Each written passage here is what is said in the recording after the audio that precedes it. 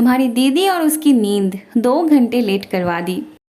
Changing बहुत उदास था तो वो गाना गा के अपना फ्रस्ट्रेशन दूर कर रहा था, पर वो इतना बेसुरा गा रहा था कि मिंग के कानों में दर्द होने लगी थी, सर दर्द कर रहा था। उससे और बर्दाश्त न होने पे वो चेंजिंग का हाथ पकड़ के जबरदस्ती उसे वहाँ से ले जाने लगती है। मिंग चेंजिंग को वहाँ लेके आती है जहाँ पे उनकी पहली मुलाकात हुई थी। यहाँ पे आके उसे शिया के बारे में याद आने लगती है। मिंग चेंजिंग का मूड ठीक करना चाहती थी। उसके चेहरे पे हंसी लाने के लिए मिंग बेवकूफों जैसी हरकत कर रही थी। उसे बास्केटबॉल खेलना आए या ना आए वो जानबूझ के हार रही थी ताकि वो चेंजिंग को बास्केटबॉल खेलने में मजबूर कर पाए। होता भी वही है, चेंजिंग अब मिंग के खुशी के लिए खेलने लगता है। फिर दोनों अलग अलग गेम खेलने लगते हैं। एक टाइम जाके चेंजिंग खेलते खेलते इतना ज्यादा एक्साइटेड हो पड़ता है कि वो कस के मिंग को पकड़ता है। कुछ सेकंड के लिए मिंग तो एकदम स्टैचू बन जाती है। गेम खेलना हो जाता है तो चेंजिंग ड्रम बजाने लगता है और वो सच में बहुत अच्छा ड्रम बजाता है।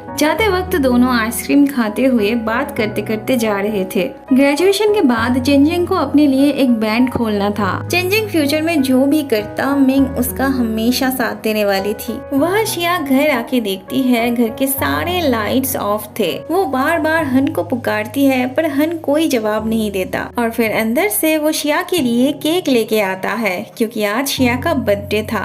कैंडल बुझाने से पहले हन शिया को विश मांगने के लिए कहता है। फिर शिया के साथ साथ वो भी विश मांगता है। विश मांगना हो जाता है तो शिया जल्दी से लाइट जलाने के लिए उठती है पर हन उसे रोकता है। गिफ्ट के तौर पे हन उसे ये विशिंग बल्ब देता है ताकि हर साल कैंडल अगर ना भी हो तो वो इससे अपनी विश मांग सके। शिया कहती है इसका वो क्या करेगी, वैसे भी उसके पास विश मांगने के लिए कुछ है ही नहीं। हन कहता है ना, वो ऐसा विश मांग सकती है कि वो हर रोज उसे देख पाए। बाद में हन शिया को किस करने ही जाता है पर ऐसे में घर की लाइट्स जल उठती है। हन के पापा को डिस्चार्ज मिल गई होती है तो वो सब सीधा घर चले आते हैं शिया की बर्थडे मनाने। हन को इतना ज्यादा गुस्सा आ रहा था कि वो सब पे चिल्लाता है, पर उसके चिल्लाने से अब क्या होता, वो तो आ ही चुके थे। हन के पापा शिया को गिफ्ट के पैसे देते हैं तो शिया वो लेना नहीं चाहती, तो वो उस पैसे को उसकी मॉम की आशीर्वाद कह के उसे लेने के लिए कहते हैं। फिर तो उसे लेना ही पड़ता है। कंपनी की प्रॉब्लम सॉल्व हो गई थी तो हन के पापा कहते हैं कि आज से वो फ्री है, मतलब उसे आज से और ऑफिस नहीं जाना पड़ेगा। इन सब के बीच शिया जैसे किसी बात से बहुत परेशान थी। खैर जो भी हो, सभी मिलके शिया का बर्थडे सेलिब्रेट करते हैं। अगले दिन कैंडिडेट्स को कंपटीशन के एरिया में शिफ्ट करना था। पिछले कंपटीशन जीतने के लिए मानकुई को स्टेज पे बुलाया जाता है कैंडिडेट्स की तरफ कुछ बोलने के लिए। स्टेज पे आके मानकुई अपनी तरफ से कैंडिडेट्स को एडवाइस देती है। बाद में मोशिन सबके सामने मानकुई को एम्बेरेस्ड फील करवाने के लिए पूछती है अगर वो इतनी ही अच्छी डिजाइनर है तो इन 1.5 सालों में उसने एक भी नया काम क्यों नहीं लिया, क्या इसका कोई बहुत बड़ा रीजन है। मानकुई शुरू में थोड़ा घबरा गई थी पर बाद में अपने आप को संभाल के मोशिन के सवालों की अच्छे से जवाब देती है। मोशिन मानकुई के लिए और भी परेशानी क्रिएट करना चाहती थी पर सामने शिया आ जाती है उसे रोकने के लिए। मोशिन तब उसके मॉम को लेके उसे इंसल्ट करते हुए चली जाती है। शिया को अभी कंपटीशन एरिया में शिफ्ट करना था। जीन सर उसे बार बार जल्दी करने के लिए कह रहे थे। जाने से पहले हन शिया को हक करते हुए बेस्ट ऑफ लक कहता है। वन जिन मोशिन को किसी से बात करते हुए सुन लेती है। मोशिन किसी भी हालत में शिया को जीतने नहीं देना चाहती थी। वो इस बंदे से कहती है उसे कैसे भी करके मानकुई का कंपटीशन में आना रोकना होगा। इतनी दूर से वन जिन को ठीक से कुछ सुनाई तो नहीं दिया था पर वो इतना जरूर समझ गई थी कि मोशिन शिया को हराने के लिए खतरनाक कुछ करने वाली है। अगली सीन में हम देखते हैं जिन सर कैंडिडेट्स को उनके रहने की जगह पे लेके आते हैं जहाँ पे रह के उन्हें अगले 3 दिन में अपना काम पूरा करना होगा। जिन सर उन्हें सारे रूल्स एंड रेगुलेशन समझा देते हैं। जाने से पहले वो इस फाइल में सबका फोन रख लेते हैं। काम हो जाता है तो वो चले जाते हैं। फिर सभी कंटेस्टेंट भी अपने अपने रूम में चले जाते हैं। रूम में पहले से ही सबके जरूरत के सामान रख दिया गया था। शिया अपनी मॉम से कहती है वो उनके सपनों को जरूर पूरा करेगी। 2 दिन पहले बाप बेटे एक दूसरे को समझ नहीं रहे थे। दोनों ही अपने अपने इच्छाओं को लेके जिद पकड़ के बैठे थे। मतलब हन के पापा चाहते थे हन एक बिजनेसमैन बने, उनकी कंपनी को वो संभाले आगे जाके, और हन एस्ट्रोनॉमी में अपना करियर बनाना चाहता था। पर अब जब सब कुछ ठीक हो गया था तो दोनों ही उल्टा बात करने लगते हैं। हन के पापा उसे एस्ट्रोनॉमी में अपना करियर बनाने के लिए कहते हैं, पर हन कहता है उसे बिजनेसमैन बनना है। एक तरफ हन के पापा उससे माफी मांगते हैं अपनी इच्छा उस पर थोपने के लिए, उस पर प्रेशर डालने के लिए, और दूसरी तरफ हन भी अपने पापा से माफी मांगता है सेल्फिश होने के लिए, उनसे रूड तरीके से बात करने के लिए। हन के मुंह से आज पहली बार सॉरी निकला था। उसका पापा समझ रहे थे ये सब उनकी पत्नी का कमाल है, पर वो कहती है ये सब शिया का कमाल है। शिया की वजह से ही उनके बेटे में इतने चेंजेस आए थे। शिया के पापा शिया के मॉम के लिए सॉरी फील कर रहे थे। उनकी जिंदगी इतनी कॉम्प्लिकेटेड बनाने के पीछे वो अपने आप को ब्लेम करते हैं। वो शिया के मॉम से प्रॉमिस करते हैं कि वो शिया की जिंदगी और कॉम्प्लिकेटेड बनने नहीं देंगे। वो उसे एक बहुत अच्छी जिंदगी देंगे, वो उसे अच्छी एजुकेशन देंगे। शिया की भलाई के लिए उन्हें जो कुछ भी करना पड़ेगा वो सब करेंगे। थोड़ी देर बाद उनके बुलाने पे चेंजिंग उनके केबिन में आता है। इतने दिनों से वो इतने बिजी थे कि उससे बात करने का उन्हें मौका ही नहीं मिला था। दरअसल उन्हें लग रहा था कि उनकी वजह से शिया, मोशिन और चेंजिंग बहुत ज्यादा हर्ट हुए हैं। ऑफ कोर्स हुए थे। मोशिन और शिया को तो बहुत बड़ा झटका लगा था और चेंजिंग को तो अपना रिश्ता ही बदलना पड़ा। इतना कुछ होने के बाद भी शिया के पापा चेंजिंग को कंपटीशन में जाने के लिए रिक्वेस्ट करते हैं। चेंजिंग का मूड पहले से ही ऑफ था, ऊपर से इस बात पे उसे और भी ज्यादा गुस्सा आ जाता है। उसे कंपटीशन में नहीं जाना था। वहाँ ये दोनों ही अपने अपने कमरे में काम शुरू कर देते हैं।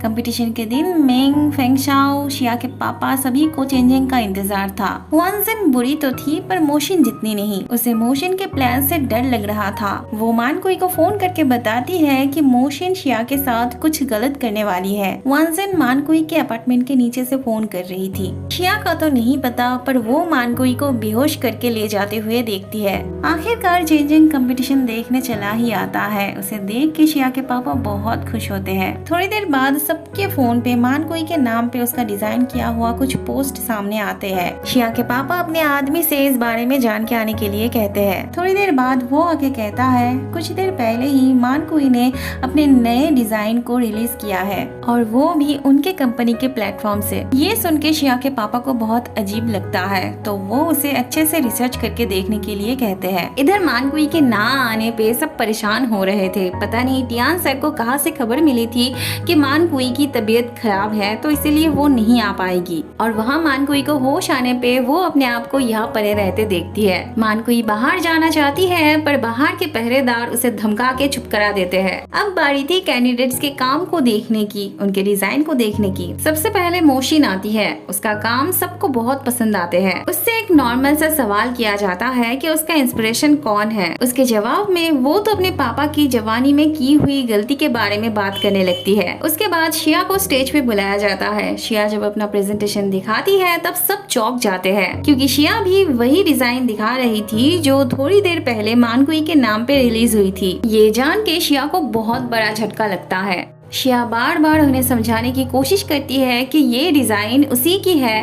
पर वो सब कैसे विश्वास कर लेते, क्योंकि प्रूफ तो उनके सामने था। वह मानकुई को बाहर निकलने के लिए कोई स्ट्रॉन्ग सी चीज चाहिए थी। क्योंकि मानकुई यहाँ पे नहीं थी तो उसकी तरफ से भी बोलने के लिए कोई नहीं था जो ये साबित कर पाए कि शिया सच कह रही थी या झूठ। ठीक ठाक नतीजे पे पहुँचने के लिए जजेस को थोड़ा टाइम चाहिए था। शिया के अपने उसके साथ आके खड़े हो जाते हैं और फिर सभी मिलके शिया को वहाँ से ले जाते हैं। मानकुई अपना जी जान लगा के शटर उठाने की कोशिश कर रही थी। अब हमें दिखाया जाता है कि आखिर मानकुई को किसने किडनैप किया था। गाओगान का तो जैसे काम ही था किडनैप करना। मानकुई बार बार बाहर जाना चाहती है और बार बार उसे धमका के चुप करा दिया जाता है। एक तो मानकुई का कंपटीशन में ना आना, ऊपर से शिया की डिजाइन की चोरी होना, इन्हें तो कुछ भी समझ में नहीं आ रहा था। मेंग शिया से कहती है ये जरूर मानकुई का ही काम होगा, उसी ने जानबूझ के उसके डिजाइन को चुराई होगी। होगी। पर हन को हर बार की तरह इस बार भी मानकुई पे पूरा भरोसा था, और सिर्फ हन को ही नहीं, उसके मॉम को भी मानकुई पे पूरा भरोसा था।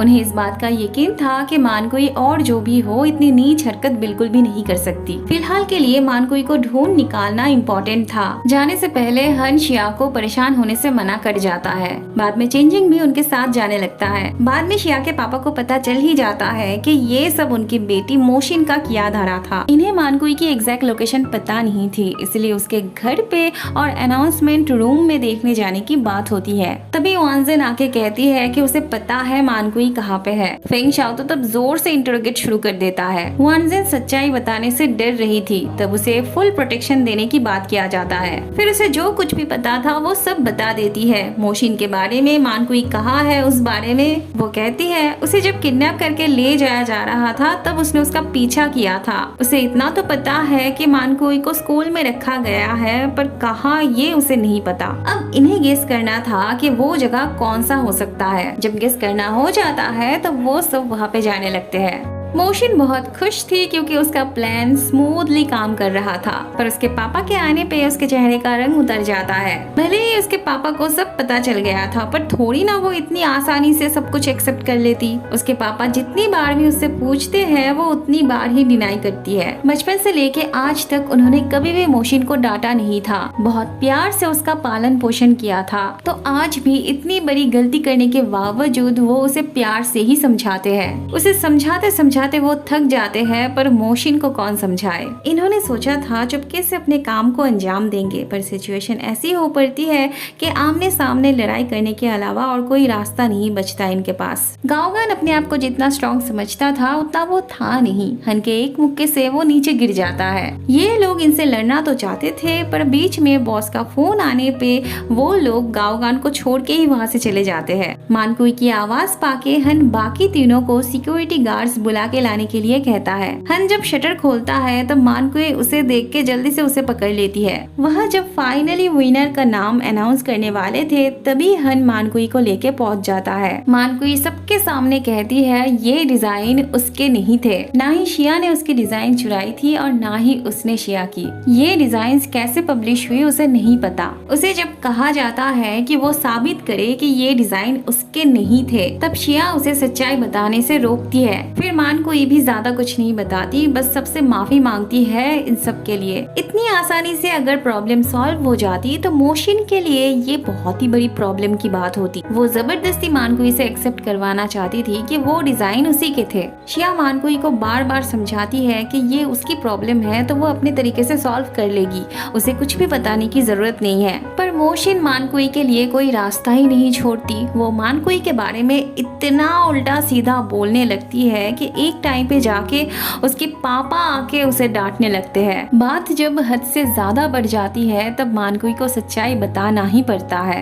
वो सबको अपने हाथ के बारे में बता देती है। वो कहती है अपने हाथ की वजह से वो कोई भी काम ठीक से नहीं कर पाती, तो वो ये डिजाइन कैसे कर लेती। शिया की सच्चाई प्रूव करने के लिए इतना ही काफी था। मोशिन तब मानकुई को झूठी साबित करने की कोशिश करती है। मोशिन शिया की तरफ उंगली उठाते हुए कहती है वो लोग खुद ही सोच के देखे ना कि एक गंदी नाली से उठा हुआ लड़की कैसे इतनी अच्छी डिजाइन कर सकती है। मोशिन के पापा उसे स्टेज से ले जाने की कोशिश करते हैं, पर मोशिन की बात अभी तक खत्म नहीं हुई थी। वो शिया के साथ साथ उसके मॉम को भी उल्टी सीधी बातें कहने लगती है। ये सब कह के मोशिन अपना हद पार कर चुकी थी।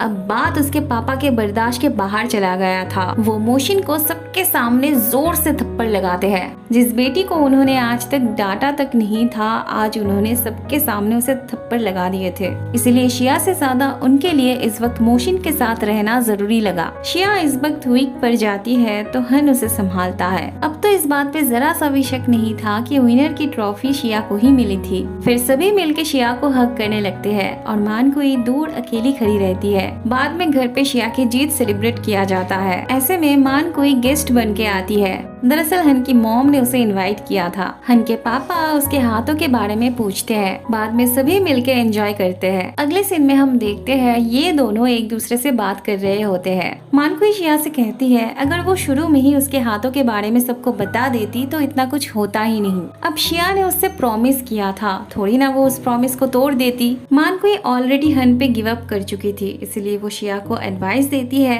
कि अगर उसे कुछ भी करना हो तो उस बारे में वो हन से एक बार डिस्कस कर ले। हन जरूर उसके बात को समझेगा, कभी भी वो उसकी जैसी गलती ना करे। उसे बहुत कॉन्फिडेंस था कि अगर वो हन को छोड़ के भी चली जाएगी तो हन उसके लिए पूरी जिंदगी वेट करेगा, और यही थी उसकी जिंदगी की सबसे बड़ी गलती। बातों ही बातों में शिया कहती है वो ना उसकी बहुत बड़ी फैन थी, वो उसके सारे काम को फॉलो करती थी। मानकुई कहती है उसका काम भी एडमायरेबल था, उसे भी उससे इंस्पिरेशन मिली थी। फ्यूचर में दोनों ही एक दूसरे को टक्कर देने की बात करते हैं। शिया और उसके पापा के बीच बहुत पहले एक डील हुई थी कि वो चाहे कंपटीशन जीते या ना जीते उसे फ्रांस जाना ही पड़ेगा। इसके बदले वो हन की कंपनी के प्रॉब्लम को सॉल्व कर देंगे, क्योंकि जिस कंपनी के साथ हन के पापा की कंपनी की डील हुई थी वो उस कंपनी के सीईओ थे। बात हन की फैमिली की थी तो शिया को तो राजी होना ही था। बहुत इंतजार के बाद शिया को अब फाइनली हन से अपनी दिल की बात कन्फेस करनी थी, इसलिए वो मिंग को बुलाई थी उसे सजाने के लिए। बाद में शिया बहुत उम्मीद के साथ हन से अपनी दिल की बात करने आती है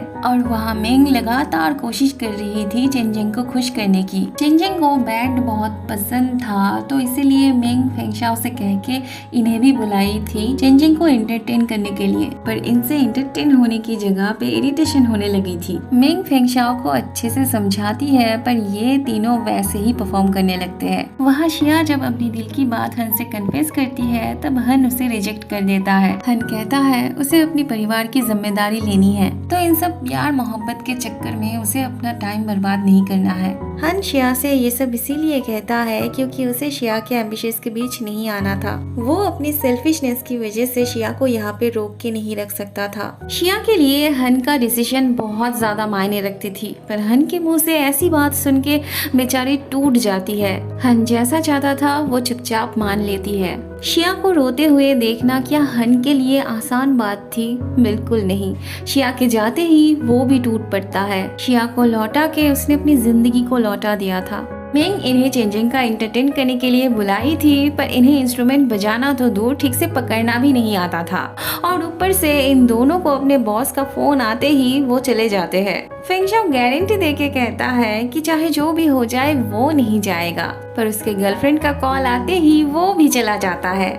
मिंग की इतनी कोशिश के बावजूद सब गड़बड़ हो जाता है। बेचारी को रोना आ जाता है। मिंग का ऐसे निस्वार्थ होके चेंजिंग के लिए इतना कुछ करना, उसे खुश रखने की इतनी कोशिश, ये सब बातें चेंजिंग के दिल को छू जाती है। वो मिंग को अपने सीने से लगा लेता है। मिंग के चेहरे की खुशी बता रही थी कि उसने इतना ज्यादा भी एक्सपेक्ट नहीं किया था। फाइनली शिया के जाने का टाइम आ जाता है। सभी उसके जाने से बहुत उदास थे, खास करके मिंग। वो तो रोने लग जाती है। पहले तो शिया उसे संभालती है। सबकी नजर हन को ढूंढ रही थी, पर हन आसपास कहीं भी नहीं था। फिर शिया सबको गुड बाय कहते हुए जाने लगती है। जाते वक्त शिया के पापा बस उसे ऐसे ही कहते हैं कि अगर वो रोना चाहती है तो रो सकती है। ये सुनते ही शिया ऐसे रोने लगती है मानो जैसे उसके पापा की परमिशन की ही इंतजार थी उसे। सबके जाते ही चेंजिंग हन को बाहर आने के लिए कहता है। उसे हन की मौजूदगी पहले से ही पता थी। हन को ऐसे कायरों की तरह बिहेव करते देख चेंजिंग उसके अंकल और शिया के बीच जो डील हुई थी उस बारे में बता देता है। ये सुनने के बाद हन को बहुत बड़ा झटका लगता है। दर्द तो तब होता है जब चेंजिंग उसे बताता है कि अंकल की इस शर्त के बावजूद शिया उसे छोड़ के कहीं नहीं जाना चाहती थी। चेंजिंग उसे जल्दी से शिया को रोकने जाने के लिए कहता है। हन भी एक सेकंड देर नहीं करता। हन की मदद करने के लिए मिंग हैरान होती है तो चेंजिंग कहता है शिया उसकी छोटी बहन है तो उसके लिए वो इतना तो कर ही सकता है। हन जल्दी से शिया को कॉल करता है पर उसका फोन नहीं लगता। हन को ये एहसास होता है कि उसने बहुत देर कर दी। आज हन का सिर्फ मूड ही ऑफ नहीं था बल्कि वो बहुत ज्यादा दर्द में था। यहाँ पे बैठे बैठे उसे शिया के साथ बिताए हुए सारे खट्टे मीठे पल याद आने लगते हैं। जाने से पहले वो बोर्ड पे लिख के जाता है कि वो शिया को पसंद करता है, पर पीछे मुड़ते ही शिया को देख के वो चौंक जाता है। उसे विश्वास नहीं हो रहा था कि शिया उसके पास है। अब सच्चाई क्या थी वो तो शिया को ही पता था। वो तो कहती है कि उसकी फ्लाइट मिस हो गई थी तो उसे कुछ दिन और मिल गए हैं यहाँ पे रहने के लिए। शिया जब बोर्ड की तरफ देखती है तब हन उसे बता देता है कि इतने दिनों तक उस बोर्ड पे लिखने वाला और कोई नहीं था बल्कि वही था। शिया कहती है उसे तो ये बात बहुत पहले से ही पता थी। शिया कहती है अगर उसे और कुछ बोलना नहीं है तो वो जाना चाहेगी। ये कहते हुए वो जब जाने लगती है तब हन उसे बोल ही देता है कि वो उसे पसंद करता है और यही पे इस क्यूट सी ड्रामा की हैप्पी एंडिंग हो जाती है।